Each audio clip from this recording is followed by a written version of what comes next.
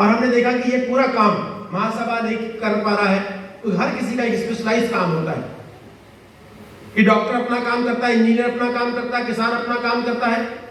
हमने महासभा की स्थापना की, उसमें भी हमने काम किया, वो हर क्षेत्र में काम नहीं कर पा रहा था, तो हमने चिंतन किया कि अन्य क्षेत्रों में काम करने की भी आवश्यकता है।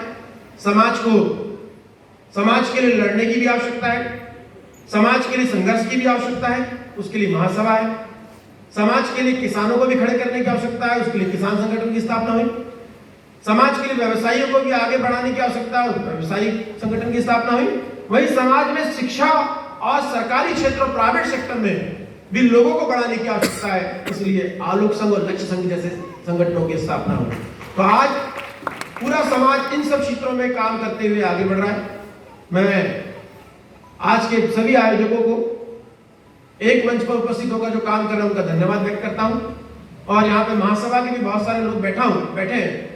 मैं अपनी बातों से बहुत स्पष्ट कर देता हूं कि महासभा का काम जहां समाज के लिए लड़ना है, समाज का चेहरा बनना है, समाज के संघर्षों के साथ खड़ा होना है, समाज की ढाल बनना है।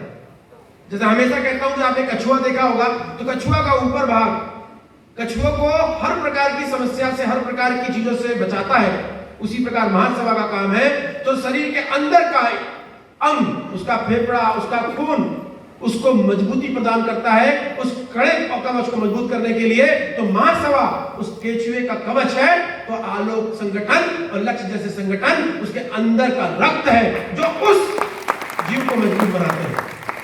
तो हम एक दूसरे के पूरक हैं, और जितने ताकत से हम एक दूसरे के पूरक रहेंगे, समाज उतनी तेजी से आगे बढ़ेगा।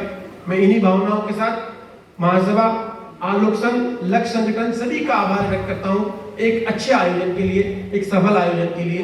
और हमारा उद्देश्य रहा था कि हम हर जिलों में कार्यक्रम करें, तो जगह जगह कार्यक्रम हो रहे हैं। आलोक संघ ने जैसा बोला कि महासभा समाज का प्रतिनिधित्व करता है, तो आलोक संघ के माध्यम से हमने एजुकेशन को फोकस किया। हमारा एकमात्र उद्देश्य एजुकेशन है, जिसमें आप सभी जानते हैं प्रतिभा सम्मान, मोटिवेशनल कार्यक्रम, हॉस्टल कार्यक्रम। आप देखते हैं कि वंदना बरैया, विजय बरैया क्या बच्चियों को लेकर हॉस्टल खुला हुआ है। बच्चियां, आप लोगों को भोपाल एग्जाम देने जाना है, किसी क्लास में एडमिशन लेने जाना है, कुछ सहयोग चाहिए, आप उनको फोन करिए, उनके रुकने की बच्चियों की व्यवस्था है। भोपाल में हमने एक हॉस्टल खोला हुआ है। पूरे देश का बच्चा अगर किसी भी प्रकार की तैयारी करने चाहता है तो निःशुल्क वो भोपाल में हॉस्टल में रह सकता है। आपके सामने नंबर भी शेयर किए जाते हैं। हमने सोचा है कि केवल बड़े बच्चों को मार्गदर्शन करने से ठीक नहीं होगी। हम पीएससी, यूपीएससी की तैयारी कराते थे, और इंटरव्यू में हमने देखा कि हमारे बच्चे इंटरव्यू में नहीं निकल पाते, इसलिए आईएएस टीचर नहीं बन पाते। तो हमने देखा कि भी कौन निकल पा रहा है, तो हमने देखा यादव निकल पा रहा है बहुत संख्या में, ओबीसी समाज की बात करूं, और ब्राह्मण समाज की बात करूं तो वो निकल पा रहा है। तो समस्या क्या है? तो समस्या वो 3 लाइनों में हमारे कार्यक्रम के अतिथि हमारे विधायक जी आ चुके हैं। मैं उनका इस मंच के माध्यम से स्वागत करता हूं।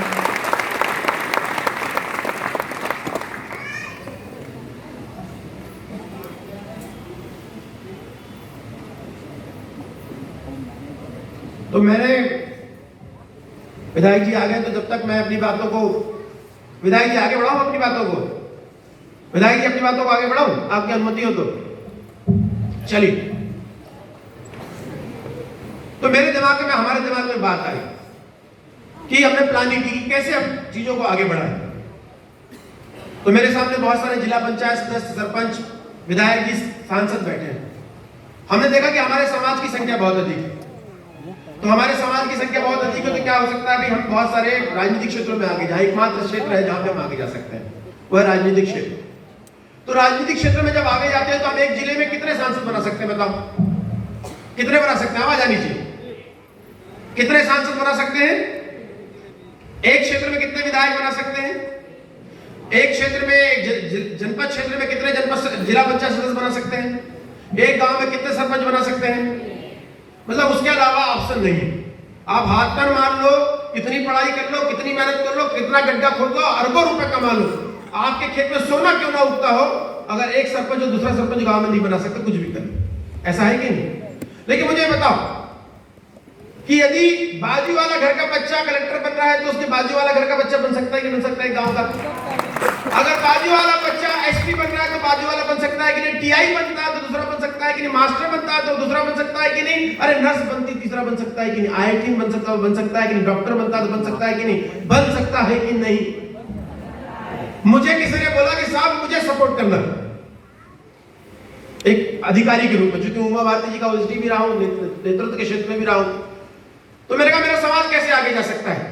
इसका जब अध्ययन किया तो दो बातें समझ में आई। एक बात कि केवल राजनीतिक क्षेत्रों में ही आगे जाने से समाज मजबूत नहीं होगा, उस राजनीतिक क्षेत्र को आगे ले जाने के लिए समाज के पिछवाड़े को मजबूत करना पड़ेगा।